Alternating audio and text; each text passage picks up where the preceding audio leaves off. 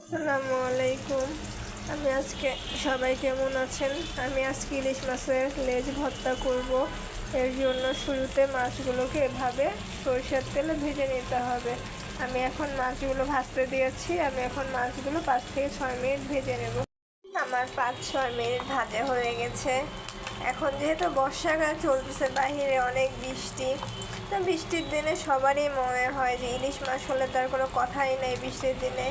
তাই আজকে আমি ইলিশ মাছ আর ভাত রান্না করবো, ইলিশ মাছ ভাজা আর ভাত।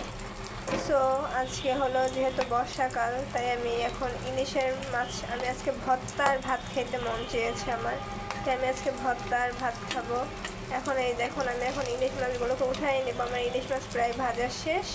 এখন আমি মাছগুলোকে সুন্দর করে উঠিয়ে নেব।